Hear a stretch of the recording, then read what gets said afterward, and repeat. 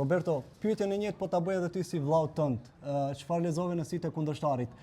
Ditë më parë ja kpute faqen, ndërsa sot tregove respekt. Sot tregova respekt. Edhe dje s'ka mos i gjon për ballët aty, aty është është boks, edhe boksi ka nevojë edhe pak për provokime, për gjona, jo veç thjesht respekt, se na jena sportista, edhe jemi gladiator të vërtet, edhe nuk mundesh non-stop me thonë veç respekt. Respekt jap në shqiptarët e mi, edhe në familjet tem, dhe s'kam nevojë me dhanë për ballë kundërshtarit tem. Nokaut apo me poena? Thonë drejtë në rëndësi ka të fitojmë, tasha me KO, a me pikë se di, po dorë zoti me KO si gjithmonë. Stërvit shumë fort në Gjermani, në Angli, stërvit fort kom bon shparinge ekstrem forta me buksira dhe shumë nemë, edhe besoj që doja dali, jam shumë i vendosa. E di se kam një kundërshtar të fortë,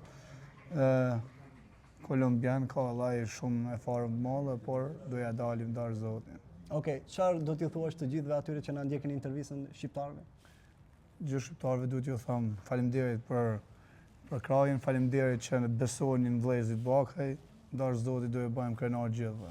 Edhe një pyetje të fundit, cili është synimi i ardhshëm?